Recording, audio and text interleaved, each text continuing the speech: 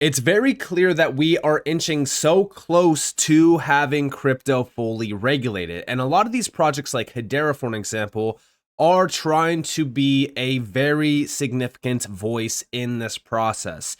This reminds me of Ripple back in the end of 2022 when they did submit their recommendations to the FSB on their global harmonized framework for crypto. And even here we have Hedera submitting comments to Hester Peirce's SEC Crypto Task Force on safe harbor from registration for digital assets. Now we have clear, thoughtful regulation is key to responsible innovation and enterprise adoption of DLT. And yes, this is true, right? Like when we think about some of these projects like Hedera, we always talk about how big HBAR is going to be or, how successful Hedera is going to be. But that does not happen without regulation. Regulation is the key that unlocks so much for this space and for the technology behind it. It reminds me of the internet, right? The internet would not have been as big as it is today without clear regulation. And, that regulation led to adoption. It led to acceptance of the tech. So even today, when we think about what's happening with DLT and blockchain, we are inching so close to that point where we have regulations for crypto, which will unlock so much adoption, and it will also unlock utilization of these networks to scale, which will impact the underlying token, and in this case, it's HBAR.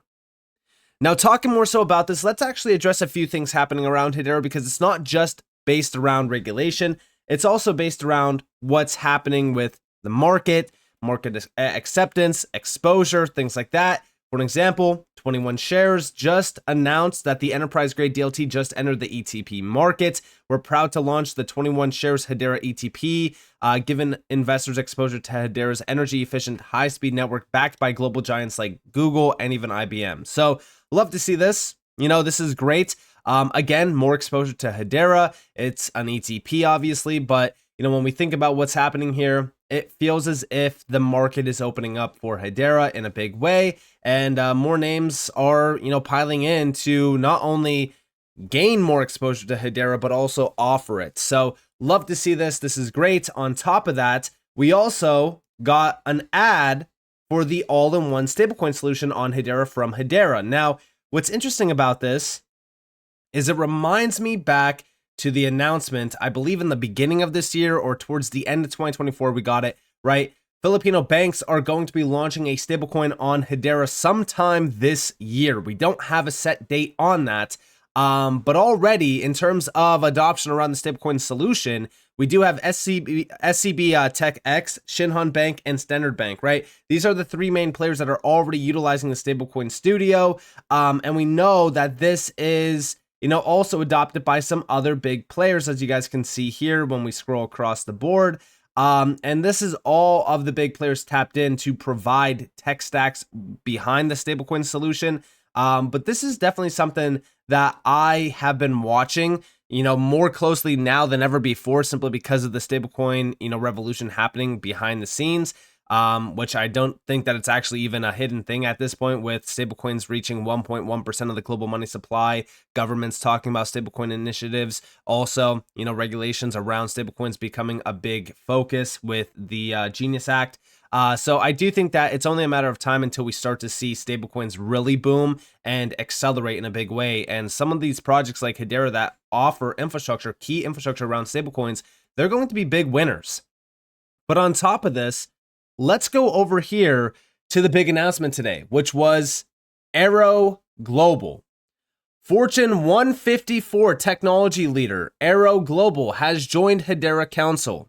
With $28 billion in revenue in 2024, Arrow is now helping govern Hedera and bringing global supply chains on chain, building a DLT-powered supply chain use case, decentralized governance, and node ops. Real-world utility is going on chain. Now, this is a great addition. I think that this is obviously a huge move. I would love to see something happen from this, though, because let's just be honest here. There's been a lot of GC members on Hedera that have done simply nothing. I want to see some movement here going forward from some of these big players. I'm very excited about this. It's clear that Hedera is becoming the enterprise grade choice from the Fortune 500 companies. And I think that we're only going to continue to see a lot of enterprise players like, for an example, Arrow Global tapping in. Now, let's actually look into the announcement over here. We have Arrow Electronics joins Hedera Council to advance supply chain solutions. This is a global distributor that sources and engineers technology solutions for thousands of leading manufacturers and service providers. They have joined the Hedera Council to support decentralized governance of the Hedera network and to develop a global supply chain initiative focused on standards and efficiency. And we also have down here that Arrow is exploring the development of a DLT-based supply chain use case built on the Hedera network. This initiative will focus on enabling real-time visibility into the movement of goods across complex multi-party supply chains, facilitating automated compliance checks, and enhancing predictive logistics capabilities for global manufacturing and distribution systems. We also have down here, Arrow is always pursuing new technologies such as Hedera to help enhance our supply chain operations and ability to service global suppliers and customers. Arrow Electronics represents the pinnacle of global technological enablement. Their deep industry reach and advanced technical solutions position them as a catalyst for transformative supply chain innovation. Arrow's entry into Hedera Council highlights the growing demand for enterprise-grade infrastructure to support scalable, standards-based applications across industries. So again, this is great to see. $28 billion in revenue, an absolute massive Fortune 500 company, and we just love to see this. And when we think about, the company itself, they are fully going in on new technology to support this 5-year out goal, which if we actually look at this, we have 5 years out. 5 years out is a way of thinking to bridge the gap between what's possible and the practical technologies to make it happen. The people who live and work here know that new technologies, new materials, new ideas, and new electronics will make life not only different, but better. Not just cheaper, but smarter, not just easier, but more inspired. Our broad portfolio spans the entire technology landscape, helping customers design, distribute, and deploy forward-thinking products that make the benefits of technology accessible to as many people as possible. And we have their services down here: design, engineering, integration, security, and of course, supply chain. Now, the supply chain is the focus here because that's exactly what they're innovating with Hedera and DLT. And if we actually look at this, right, we know that Arrow is a very big player around the supply chain space. We actually have here services and software, the power of 3. These Arrow companies enable a data-driven approach to supply chain management, control, and resiliency that is critical to the growth and agility of your electronic supply chain. Converge is an Arrow company. Silicon Expert is also an Arrow company. And then we have Arrow at the bottom. So this is a big move for Hedera. To have a company like this move on to Hedera to actually not only innovate, but really disrupt, I would say, the supply chain game. It's huge. And it actually reminds me back to 2021 when we first really started to talk about Hedera, because back in 2021, what was the main key thing around Hedera? It was the tracking and tracing to disrupt the supply chain, right? To make sure that the supply chain is a lot more efficient. We can now track and trace things. We can make things more transparent, change the way that things are moved around the world, just pretty much make everything extremely efficient around the supply chain. And now today, we can clearly see that that still is a focus. And by the way, we have 133 rank on the 2024 Fortune 500 list. 22,000 plus employees worldwide, 11 years on Fortune's World Most Admired Companies as well. So this is a giant of a company, and just another one to add to the list of additional companies tapping into Hedera. We talked a little bit about NVIDIA and Intel.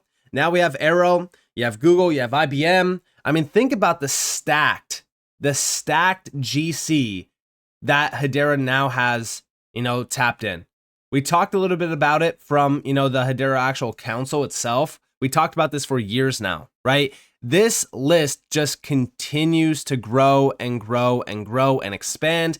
I would love to see a lot more use cases coming from some of these big players as well. We know ServiceNow, for an example, is tapped in with Hedera in a big way.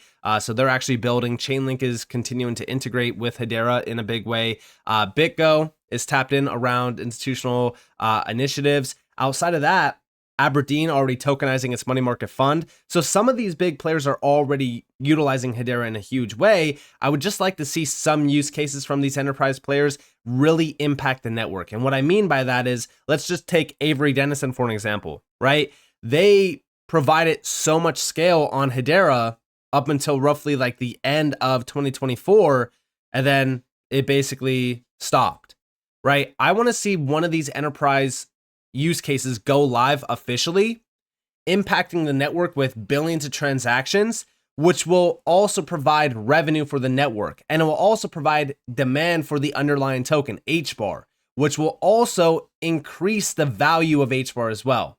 But it's very clear, right? It's very clear that we're still in the beginning stages of enterprise grade adoption. And going back to my original comments here, right? The beginning comments of this video. The idea here is regulation. Regulation will lead to enterprise grade adoption of DLT. We're already starting to see enterprises adopt DLT. We're not seeing them utilize it at scale or integrate it into their business model. And the reason why is because of regulatory uncertainty. Once that's done, that's the last obstacle. And I want you guys to understand that once these enterprise players utilize DLT in their business model, in, real world use cases, that's leading to mass adoption as well. All it takes is one big player. And I don't think that I need to remind you guys that, guess what? Hedera has a ton of those big players already tapped in. NVIDIA, Intel, Arrow, Google, IBM.